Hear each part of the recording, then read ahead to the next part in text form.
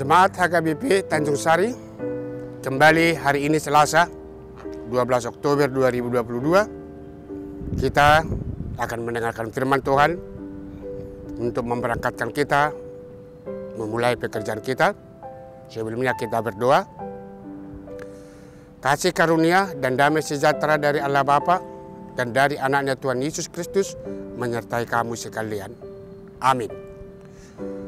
Firman Tuhan pada hari ini dari Efesus 1 ayat 17. Demikian firman Tuhan. Dan meminta kepada Allah Tuhan kita, Yesus Kristus, yaitu Bapa yang mulia itu, supaya Ia memberikan kepadamu roh hikmat dan wahyu untuk mengenal Dia dengan benar. Demikian firman Tuhan. Saudara-saudara yang terkasih dalam Kristus Yesus, Paulus sangat bersuka cita dan berterima kasih atas iman jemaat Efesus. Rasul Paulus mendoakan kiranya Tuhan melimpahkan roh hikmat dan wahyu untuk pengenalan mereka akan Allah. Mengenal dan mengimani Tuhan merupakan karunia pemberian dari Allah.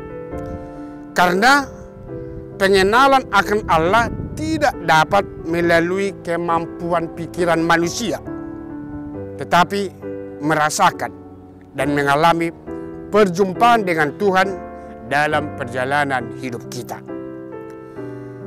Berita sukacita itu yaitu Allah yang telah menjadi manusia di dalam Kristus Yesus adalah sesuatu hal yang bertolak belakang dengan logika manusia. Memang tidak kepada semua orang dikaruniakan untuk percaya kepada Yesus dan kepada kuasa kebangkitannya dalam hal keselamatan jiwa.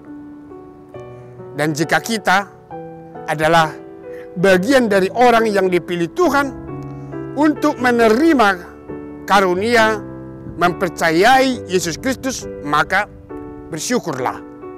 Karena dengan demikian kita bagian dari penyelenggaraan atau bagian dari perencanaan Allah yang biasa disebut dengan Providentia Dei.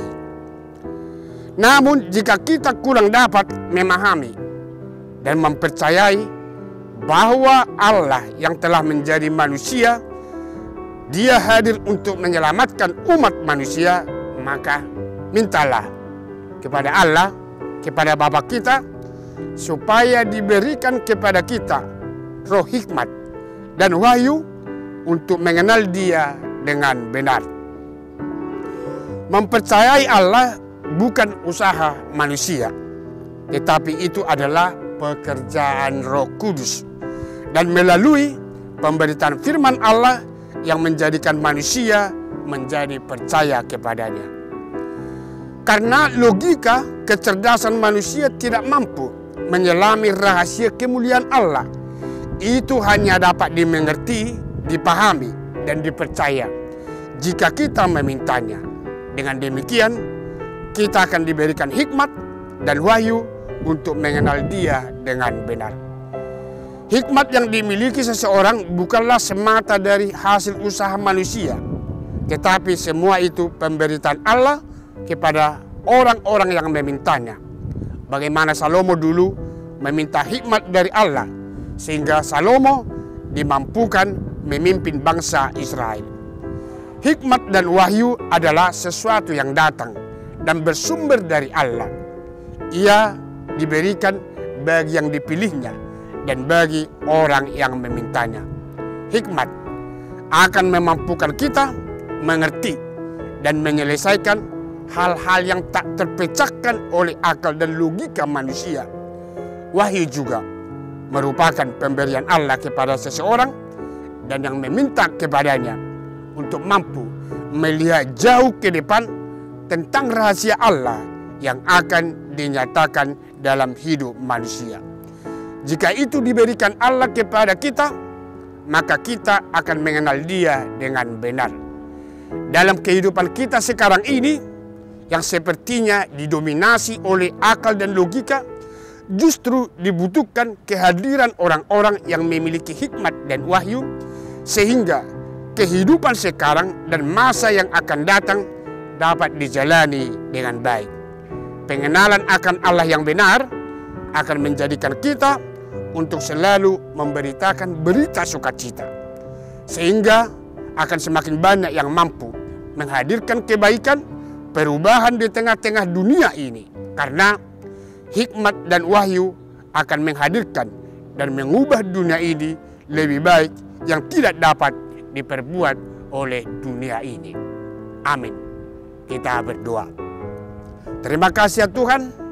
Tuhan mengingatkan kami untuk selalu meminta hikmat dan wahyu daripada Tuhan, sehingga kami boleh mengerti kehidupan yang kami terima dari Tuhan dan menjalankannya sesuai dengan kehendak-Mu.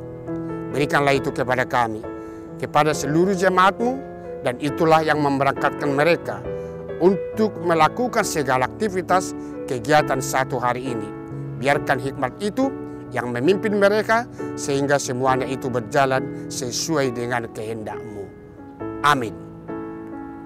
Salam sejahtera. Tuhan memberkati kita semua.